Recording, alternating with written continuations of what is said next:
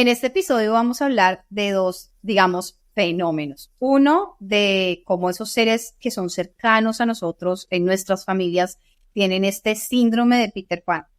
Y vamos a también hablar de esa resaca emocional. Dos fenómenos.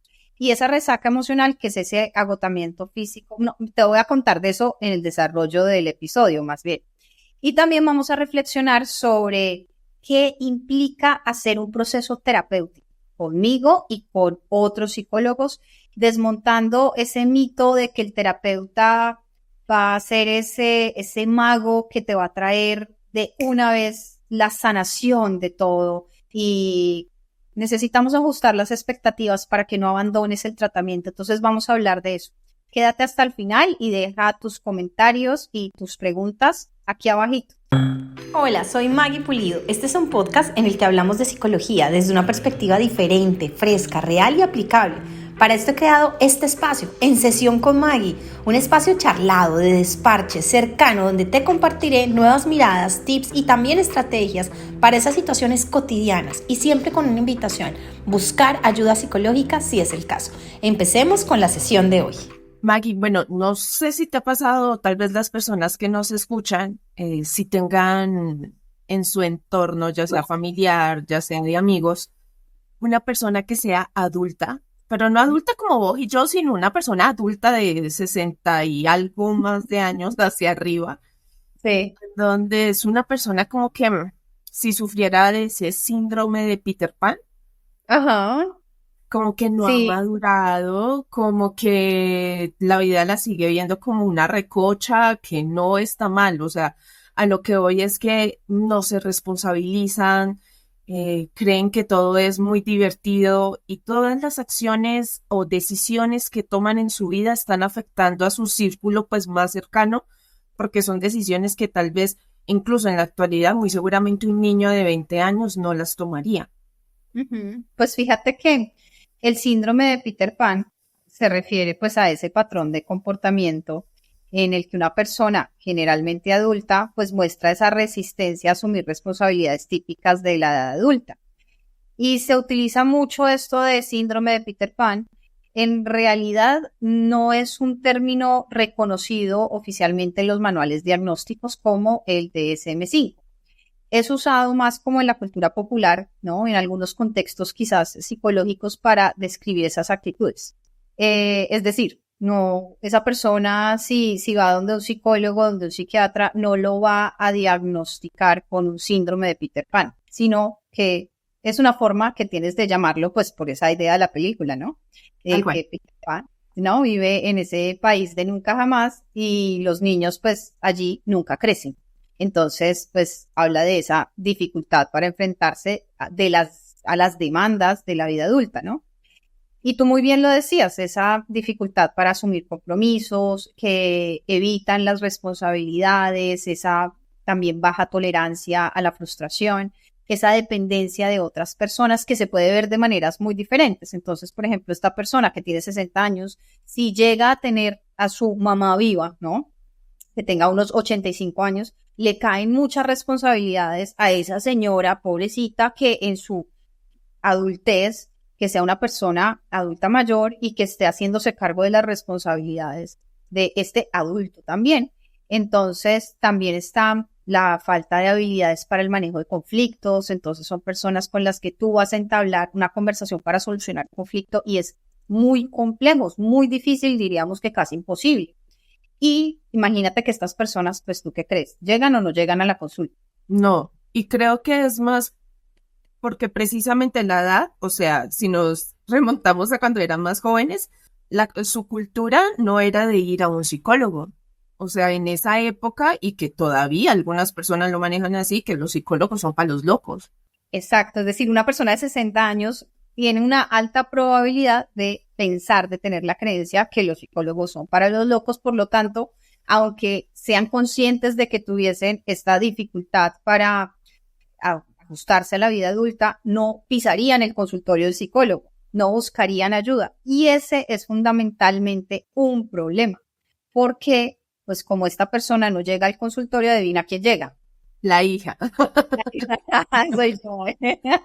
Llegan los familiares, los que se están viendo afectados. Exacto, llega la esposa, los hijos, la mamá tratando de solucionarle esto al niñito de 60 y sintiéndose también como muy culpable de la situación porque yo qué hice mal para que mi hijo no lograra esto, o yo como hijo qué fue lo que pasó para que resultara mi papá comportándose de esta manera. Y se habla en hombres, pero también en mujeres. Entonces, ¿qué pasa ahí? Que uno, hay unas creencias irracionales, unas distorsiones cognitivas en esa persona, pero normalmente estas personas no tienen un nivel de conciencia de lo que está pasando. Entonces, ¿qué creencias puede tener? Pues que ser adulto significa estar atrapado en obligaciones, que no es capaz de manejar esas responsabilidades. Tienen esas creencias, pero no son conscientes de esas creencias y por lo tanto viven su vida desde no hacerse cargo, ¿no? Ahora, yo te digo, como hija, como esposa, normalmente las personas queremos es como hacer reaccionar porque vemos que tanto está impactándonos o está impactando alrededor, ¿no? Y tú, ¿cómo te ves con esa persona diciéndole, oye, reflexiona sobre esto, oye, necesitas ayuda? Uno vas a encontrar eso, ¿no? Yo donde un psicólogo no voy a ir, ¿a usted qué le pasa? Está loca, no se meta, usted es mi hija, usted es mi sobrina, es decir, no se meta. Pero también vas a encontrar otras cosas. ¿Qué te pensarías tú que te encuentras? Comentarios básicamente como, ¿usted va a venir a enseñarme a mí a hacer hijos? O sea, supuestamente Sí. están haciéndolo todo muy bien, todo está perfecto. Considero que llegar a decir como te estás equivocando es... Sí, es difícil. Quizás decirle, oye, ¿has notado que a veces te sientes frustrado con ciertas responsabilidades? Si es así o es solamente mi percepción, ¿no? Podría ser una forma de aproximarse, pero así como que, y corra por si cualquier cosa porque puede llegar a un conflicto. O también puede ser, oye, ¿te sientes feliz con la vida? Yo quisiera saber si tú te sientes feliz con la vida que tienes. Pues para empezar a generar como ese proceso de reflexión, ¿no? Y ver qué te responde la otra persona y otra vez lista para salir corriendo porque puede haber un conflicto y que no haya solución, entonces más bien retiras la pregunta, no, tranquilo, más bien hablemos de otra cosa, qué ha pasado en la farándula, escuchaste esta última noticia y cambiar de tema. Y si eres una de las personas que está siendo afectada por ese comportamiento triste, pero si es necesario que tú vayas a sesión, ve a terapia, ve tú, ¿no? Y aprende a manejar de alguna forma, a crear ese blindaje frente a esas situaciones que es doloroso, que es incómodo, que es molesto, que es agotante, que crea frustración, que crea resentimiento, pues también para que manejes esas emociones y que no te afecte y que no repitas quizás el patrón, porque de pronto tú te estés quejando de eso, pero estés repitiendo el patrón. Entonces, sea necesario de que como tú tienes el espejo, pues sea necesario empezar a desarrollar unas habilidades para que te permita a los 60, pues no repetir ese mismo patrón. Exacto, porque hay dos opciones, son las dos únicas. O seguís el mismo camino o te paras para que eso no se vuelva a repetir. Esos son los patrones que uno tiene que de verdad alejarse. Bueno, Maggie, fuiste como testigo la semana pasada, tuve una emoción, un ataque de emoción muy fuerte. Sí. Yo casi me salgo de la ropa y en realidad esa noche no pude dormir. Yo pensaba, Pero podemos contar acá un poco de qué se trata la emoción. Contemos, ¿no? ¿No quieres contar? Todavía no. Más adelante puedes retomar el tema y decir, esto pasó. Todavía no. Ok, pero encuadremos un poco. Estabas muy emocionada, muy feliz con algo que no pensabas que fuera a pasar y me mandabas mensajes, audios de wow, no lo puedo, bueno, eso era con grosería de la felicidad y todo el cuento. ¿Y qué pasó?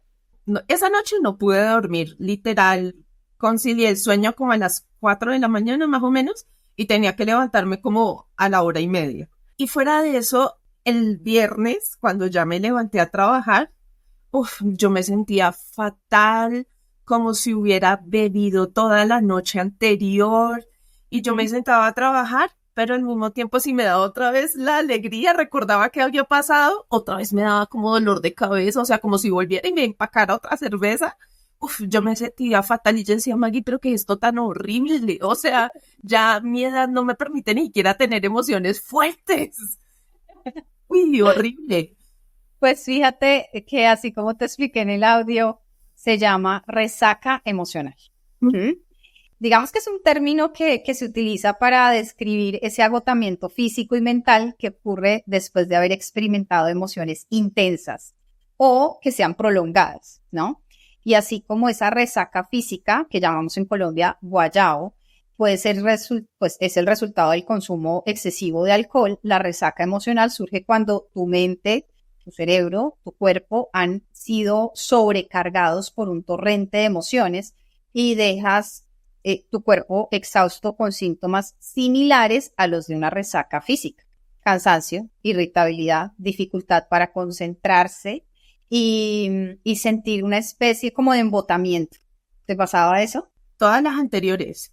Pero te hago una pregunta, en caso de que la emoción hubiera sido la contraria, es decir, ¿pero serían los mismos o serían, sus síntomas serían más fuertes o es igual? Puede llegar a ser lo mismo. Lo que pasa es que desde donde lo estás viviendo emocionalmente cambiaría, ¿no? Es decir, es muy rico sentirse irritado, cansado, pero feliz de fondo, ¿no? Pasó algo chévere de fondo. Yo siento esa resaca emocional, ¿sabes cuándo? Cuando venís a Colombia y me visitas. Cuando me voy. Cuando me voy, llevo acá y siento a mis hijas también con esa resaca emocional, me siento a mí cuando ya estoy sentada en el avión, mira el agotamiento tan así que son muchas horas, yo alcanzo a estar viajando en total unas 24 horas si no contamos digamos, el tiempo que tengo que hacer de espera en los aeropuertos de conexión.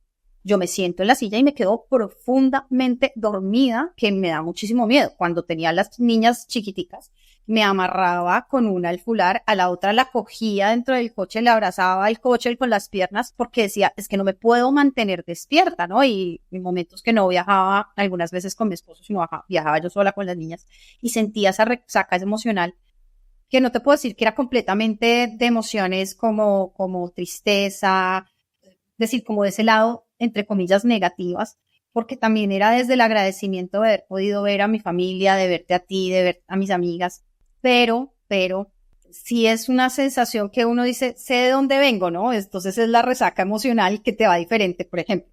Cuando tú tienes esa resaca, pero fuiste a festejar porque, no sé, te dieron un ascenso en el trabajo, es muy diferente esa resaca emocional esa resaca, física, a la que sentirías cuando estás tomando en exceso porque te ha dejado el amor de tu vida. Es diferente, si te das cuenta. Además, creo que cuando uno está triste, si consume alcohol, primero se embriaga muchísimo más rápido. O sea, destaparon la botella y uno ya está a 3/4. Sí. Y después al otro día, aparte del guayabo de físico, pues te da también ese guayabo como emocional, que creo que es peor. ¿Qué es ese? Es ese, estamos hablando de... Entonces, fíjate que toca recordar que el alcohol es depresor del sistema nervioso. Entonces, cuando se juntan las dos cosas es una muy mala combinación. Pero eso era lo que estaba sintiendo. Tu mente, tu cuerpo necesitan tiempo para recuperarse debido a esa sobrecarga de neurotransmisores, como por ejemplo el cortisol, que aunque es una hormona asociada como al estrés malo, eso también puso tu sistema en un nivel de estrés, ¿me entiendes? Un nivel de estrés en donde, por ejemplo, tu respiración tenía que hacer como un esfuerzo para lograr en los mensajes que tú me enviabas, si tú los escuchas ahorita, es que hablabas tan rápido que tu respiración estaba tratando de llevarte ahí el ritmo, de apoyarte en eso, ¿no? Y también hay un aumento de adrenalina. Puede incluir síntomas como esa dificultad para concentrarse, esa desconexión, y si tú te empiezas a echar palo, a tratarte mal por eso, a decir, ve, otro día perdido, no voy a poder darlo todo, pues entonces eso va a aumentar la sintomatología que estás sintiendo. ¿Qué puedes hacer? Pues empezar a permitirte sentir esas emociones sin juzgarlo, a realizar actividades que sean relajantes, quizás ir a dar una vueltica con tu perro te ayudaría, hacer ejercicios de respiración te ayudaría, todo eso te ayudaría. Bueno, Maggie, otra cosa que me quedó mucho resonando, dando vueltas, generándome guayao. Me contaste que una de tus pacientes desertó. Es que bueno, escucharte hablar a mí me encanta. Además, porque yo edito y yo siento como que si te inspiraras en todos los videos, nada más pensando en mí. Pero así mismo lo sienten otras personas, como siento que me estás hablando exclusivamente a mí, como si me hubieras visto, no sé, yo sé que todo es un proceso, es decir, nosotros no pasamos de transición preescolar a 11 grado, mucho menos a la universidad. Todo es un proceso, pero yo sí quisiera que para las personas que te escuchan, les contaras un poco más de eso, porque muy Claro. seguramente ella, de lo que pasó con tu paciente, muy seguramente habrán otras personas que puedan llegar a pensar lo mismo que esta chica que se fue. Sí, mira que, pues para contar, a ti te conté un poco como que estaba achantada, porque en realidad me achanta, es decir, me baja mi estado emocional. Yo cuando empiezo un proceso con un paciente me emociono muchísimo. Es decir, lo que digo de que, oye, estoy súper feliz y de empezar contigo a trabajar es completamente en serio. Y así como me ves de motivada hablándote a ti de un chisme, soy súper emocionada en esas primeras sesiones, ¿no?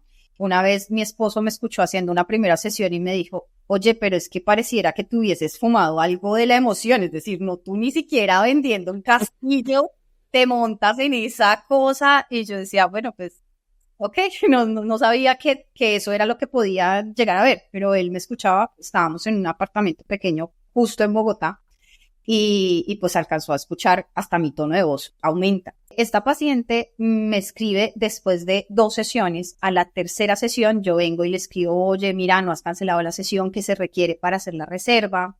Entonces, cuéntame si vas a seguir, si todo ha estado bien. Y no me había dicho nada de la primera sesión ni de la segunda sesión.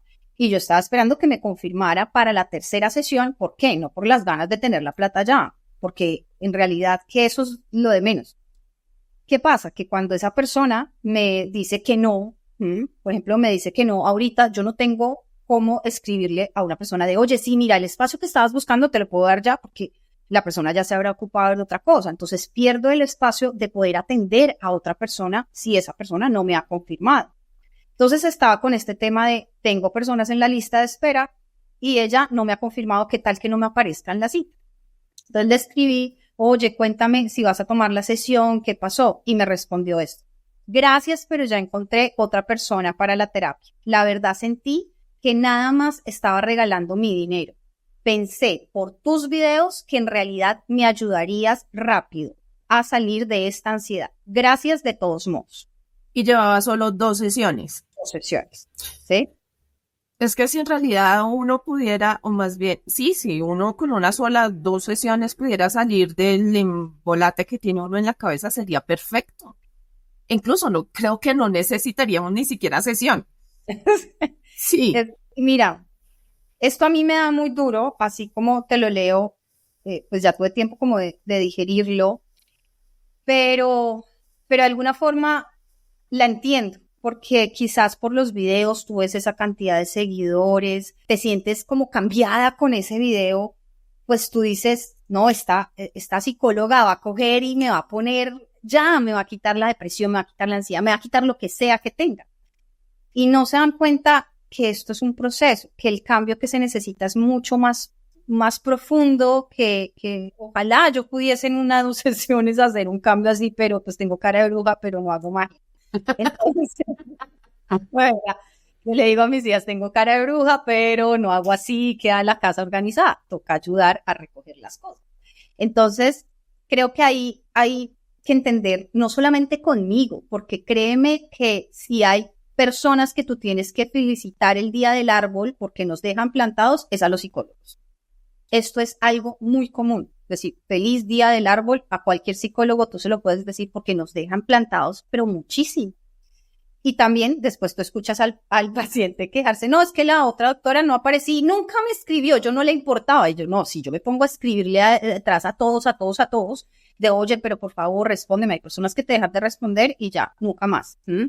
Y uno queda así con la idea, o yo quedo con la idea de ojalá que esa persona esté bien, haya encontrado otro psicólogo que le ayude, que compaginen, que se adecue a su presupuesto, diferentes cosas me quedo pensando y más desde la preocupación de otro. O pensar otra cosa, no, es más desde eso. Entonces, lo primero es tener expectativas reales, porque normalmente llegamos a terapia con expectativas súper irreales, ¿no? La idea de que el terapeuta me va a arreglar todo rápidamente, me va a decir qué tengo que hacer y yo esto ya lo voy a tener solucionado. Esa es una idea muy extendida. Y pues la verdad, el cambio profundo, el cambio sostenido, el cambio que es significativo requiere tiempo. En la terapia que yo manejo no es para toda la vida. Es decir, si en la primera sesión yo te digo son más o menos esta cantidad de sesiones, según lo que estoy viendo, se hace un diagnóstico, que esa es otra cosa. Las primeras 2 sesiones normalmente son de evaluación. Es decir, ¿tú qué me vas a decir? ¿Qué cambio? Y yo les digo, más o menos a partir de la 5ª sesión vas a encontrar esto, o más o menos a partir de esta va a pasar esto, porque también basamos en evidencia en evidencia científica. Entonces, eso quiere decir que yo más o menos sé que tú vas a estar mejorando si sigues mis recomendaciones, si estás trabajando en esta terapia, vas a encontrar mejora en tal punto. Entonces no son soluciones mágicas y el progreso no ocurre en una línea recta, que la terapia no es una fórmula instantánea, cual café que tú preparas con agüita y ya somos Nescafé, no. Entonces no se trata de que la terapia no funcione, sino que los resultados van a ser graduales y van a darse mientras tú también te comprometas en la terapia. Entonces sí pienso que si vas a empezar a hacer terapia, sea conmigo o con cualquier otra persona, te bajes de esa idea de que esto es inmediato. Se necesita, por ejemplo, crear conexión terapéutica. Si tú y yo no estamos conectados terapéuticamente, es difícil. Y eso muchas veces es difícil por la misma ansiedad, por la misma depresión, por cosas particulares de la misma situación que estás presentando, te queda a ti difícil crear esas conexiones. Sentirte conectada con lo que sea. En la depresión es difícil, pues también es difícil sentirte conectada con el espacio terapéutico. Pienso que también se tiene que reflexionar con esa idea de gurú, de porque me ves que tengo un canal que tiene varios seguidores, muchos seguidores, pues pensar que ahora es el gurú que me va a solucionar el problema. No, créeme que no. Es un trabajo que ocurre en tu interior y que yo te estoy acompañando. Y haré todo lo posible para que esa terapia sea exitosa y lo más rápido que se pueda, porque es que yo también me he sentido mal. Yo quisiera que si a mi esposo, a mi papá, a mi hermana les pasa, lleguen donde un profesional que se haga cargo en realidad de ese proceso y lo tome personal, es decir, en el buen sentido del tema, que diga, hombre, es que hay una familia alrededor de esa persona sufriendo. No, yo he tenido mamás que me llaman, Maggie, haz algo, por favor, que es que no me cree a mí, mi hijo se fue a internar en la clínica y ya es la 5ª vez y ya llevamos yo no sé cuántos terapeutas, yo no sé cuántas hospitalizaciones, por favor ayúdanos, sabemos que si lo llamas vas a ayudarle a calmarlo. Yo sé cuánto sufre la familia alrededor de este tipo de situaciones, pero no por esa imagen que se cree la persona a partir de los videos, llegues a pensar que yo hago así, varita mágica y ya todo está solucionado, porque no es así, ni conmigo ni con nadie. No, pues incluso no habría ni siquiera necesidad de, ya sea con vos o no, con el que sea, como acabas de decir, de buscar ayuda. Pues entonces nada más nos quedaríamos con los videos y listo. Y me has dicho 1001 vez que eso no funciona, que necesitamos acompañamiento. Y lo entiendo mucho desde lo que te digo, las características propias. Tú tienes un nivel tan alto de ansiedad que tú quieres los resultados ya, porque yo sé que te estás sintiendo mal.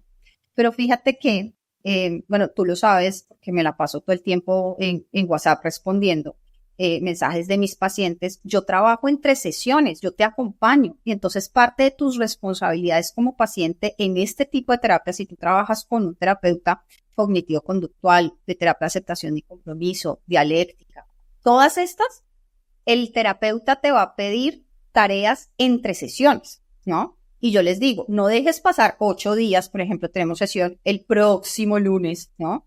Y hoy es lunes. No dejes llegar hasta el lunes para decirme que no pudiste hacer la tarea, porque es que hemos perdido 8 días y yo no quiero perder tiempo contigo, yo quiero que te sientas mejor lo más pronto. Entonces me puedes escribir mañana a WhatsApp diciéndome, Maggie, traté de hacer esa tarea, ay, no pude, no sé qué me pasó, no entendí al hacerla, pensé que había entendido, pero no entendí. Escríbeme y eso va a permitir que avancemos, pero ahí tú ¿qué necesitas? Perseverancia. Y es algo que está afectado desde la ansiedad, es algo que está afectado desde la depresión. Tan así que yo tengo 3 requisitos y se los digo a todos mis pacientes empezando. 1, necesitas tener mente abierta. Todo el mundo me dice, Maggie, yo tengo mente abierta, sí, tatuajes, sí. Esa no es la mente abierta. No, la mente abierta es, por ejemplo, yo te digo, mira, vamos a intentar, no sé, acostarte más temprano. Y tú me vas a decir, Maggie, yo toda la vida, no, ese no es el problema. Ese no es el problema. Entonces, ahí empezamos. Esa es la mente cerrada que tenemos cuando hacemos procesos terapéuticos. Te estoy dando un ejemplo, digamos, bobo, pero uno lo encuentra en muchas situaciones a nivel de terapia. El otro requisito es, yo no voy a hacer magia. La magia la vas a hacer tú. ¿Y cómo la vas a hacer tú? Desde tu esfuerzo, desde llenar el registro, desde hacer experimentos. Si tú no puedes hacer eso, va a ser difícil. No es que no lo podamos hacer, porque considero que hay muchas personas que aprenden de diferentes maneras. Tú me has dicho muchas veces, yo soy perezosa para esto, me cuesta escribir. Ok, si tú me lo dices, yo te voy a decir, ok, modifiquemos la estrategia, me vas a mandar audios, porque sí te gusta hablar, te gusta reportar de tus emociones, bueno, pues no vas a escribir, me vas a mandar audios.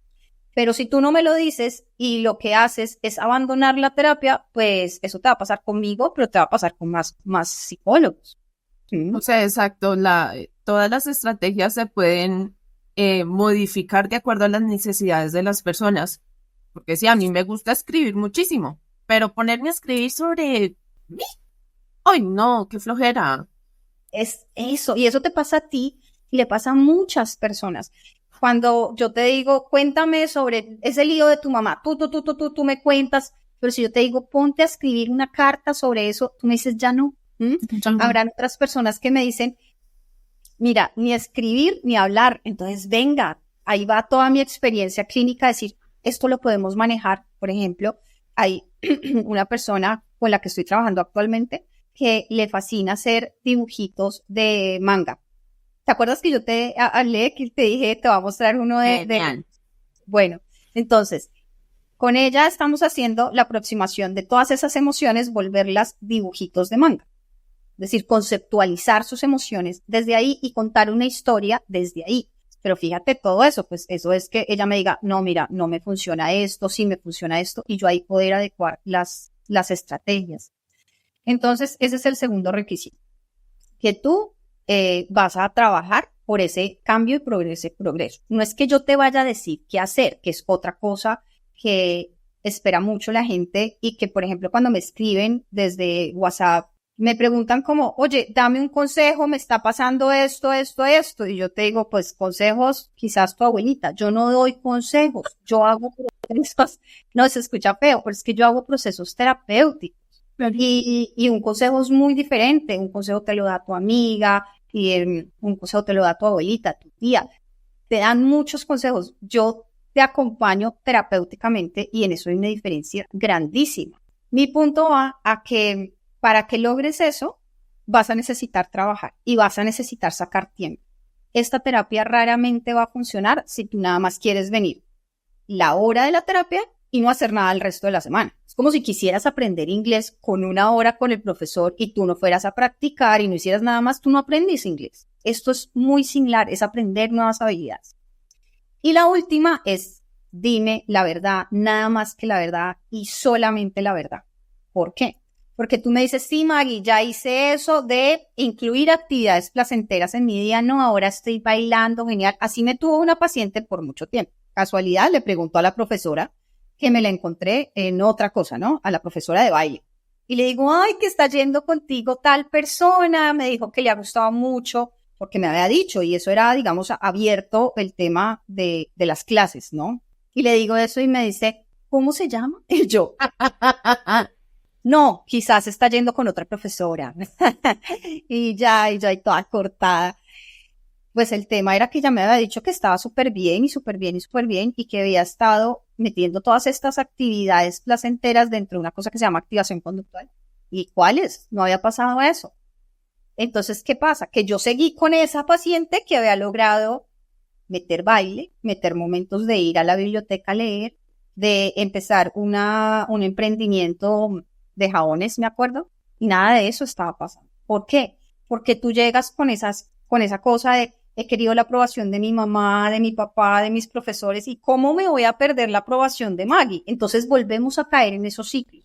Si yo no me hubiese dado cuenta y no le hubiese dicho a ella como, oye, me enteré que no has ido a esta clase, ¿qué pasó? Maggie, es que me daba mucha pena contigo decirte que no era capaz. No, y básicamente ella era la que estaba perdiendo el trabajo, o sea, no estaba pasando nada en terapia. ¿Ves? Entonces, si tú no eres honesta con esas cosas y decir, mira, con esto no puedo. Yo tengo pacientes que me dicen, Maggie, es que me senté a hacer esto y lloraba o no lo logré. Yo les digo, los ejercicios que yo te voy a dejar son más difíciles que 150 ejercicios de la miscelánea de Baldor. Bueno, eso lo entenderán los colombianos. Ay, de verdad, Ángel Baldor, sí. 150 ejercicios de álgebra dura y tú siendo el peor estudiante, créeme que esto no se compara con hacer una carta a tu mamá cuando tú tienes un trauma. Es muy difícil los ejercicios que muchas veces se dejan a nivel psicológico y si tú no puedes, pues ahí necesitamos trabajarlo. Si tú no puedes, necesitamos trabajarlo y necesitamos desarrollar esas estrategias. También les digo, tú tienes un derecho muy claro y es el derecho a decirme, hoy no quiero hablar de este tema. Entonces yo te digo, oye, ¿y cómo era la relación con tu abuelita que cuidaba de ti? Y que tú sientas que en ese momento no quieres hablar de eso, no estás preparada para hablar de eso. Después de la sesión vas a tener una reunión supremamente importante y crees que vayas a llegar a quedar afectada. Tú tienes todo el derecho a decir, a mí y a cualquier terapeuta, hoy no estoy lista para hablar de eso. Pero yo tomo nota de, no está lista para hablar de eso, porque si no estás lista para hablar de eso, es algo sobre lo que necesitamos hablar. Entonces, si tienes una pregunta para que hablemos en el siguiente episodio, envíala por mensaje directo o déjala en comentarios de este video y estaremos desarrollando ese tema para un siguiente episodio. Recuerda que nuestra cita es a las 8 p.m. hora Colombia, los miércoles en YouTube, que nos gusta muchísimo que nos veas en YouTube porque apoyas el canal y nos permites crear más contenidos para ti. Y fuera de eso, también lo escuchas en Spotify, Apple Podcasts y esas otras plataformas de audio. Nos vemos el siguiente miércoles con otra sesión con Maggie. Encuentra un nuevo episodio todos los miércoles en Spotify y Apple. Si nos quieres ver en video, búscanos en YouTube. Deja tus comentarios. Si te gusta este podcast, deja 5 estrellitas y compártelo con esa persona que sabes que esta información le sería de mucha ayuda.